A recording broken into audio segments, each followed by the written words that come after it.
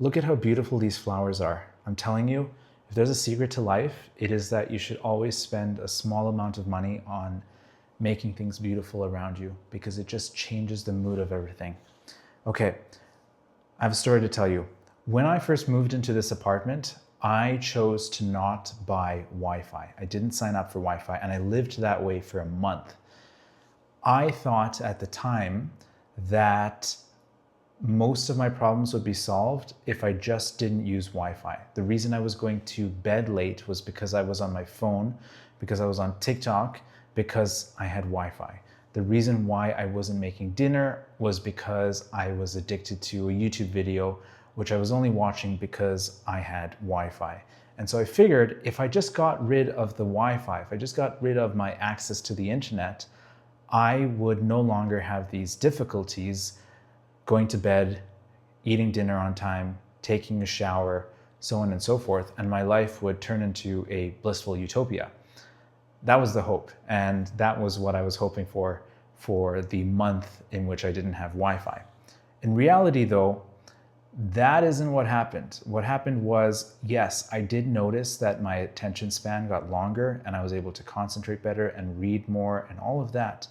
But I also found myself seeking out distractions and seeking out novelty. So what I would do instead of warming up food that I had meal prepped was that I would start cooking stuff. Or if I felt like I wanted to think about a certain topic, I would go for a walk that would last 2 hours.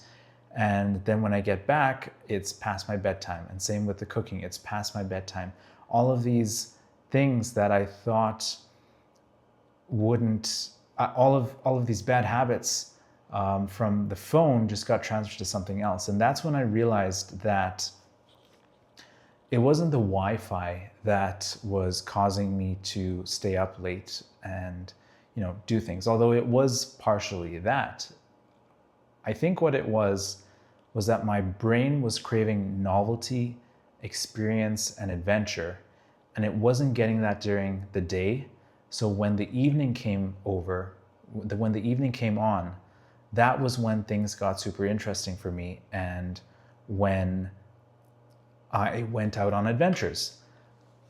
And the reason I think that this is the case is because one evening I decided to vibe code a LLM, or an AI bot, that would speak as Plato would. So the way it works is you can take dead people and turn them into bots. What you do is you take their corpus of works and then you turn them into a vector database, and then you attach an AI wrapper on top of that, which will basically pull out certain portions of their corpus of work to answer a question that you have asked. So you can then ask Plato whether he thinks pedophilia is acceptable or not. Or you can ask Thomas Aquinas, who has never seen a light bulb in his life, what he thinks a light bulb is. And he will answer by saying something like, it is an emblem of God's divine grace and love for humanity that he is illuminating our pathway forward to achieve greater things during the night. And that's what Thomas Aquinas would say. So I built this bot in 3 hours after I told someone about it at my co-working space. And that was really fun. And I did it without any pauses or breaks or stops. It was just nonstop, go, go, go, go, go.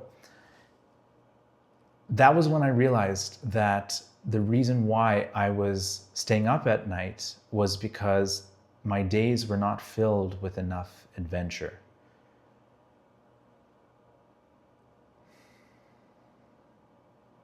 And so what was the solution to that? It was, of course, to build more stuff and to go on more adventures.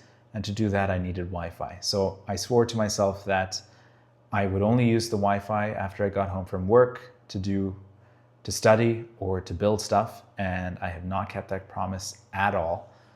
But I have focused instead on some other specific rules, such as before I get into the apartment, I need to turn off my phone so that I don't use it, and I need to put away my earphones, because those two things, I think, are where the slippery slope starts. And once it starts, it doesn't stop. You just want to keep watching videos or listening to music, or scrolling on TikTok or on X, and then the rest of your night is just gone and it's a blur. And that's where the rubber hits the road. It's walking in with your headphones in because you think that you're just listening to one last song, but you're really not.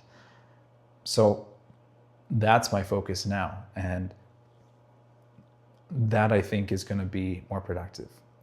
Long story short, the reason why not having Wi-Fi didn't work was because taking away something bad is not nearly as good as moving forward to pursue something better. You have to have something that's calling you forward. You shouldn't just be running away from something bad.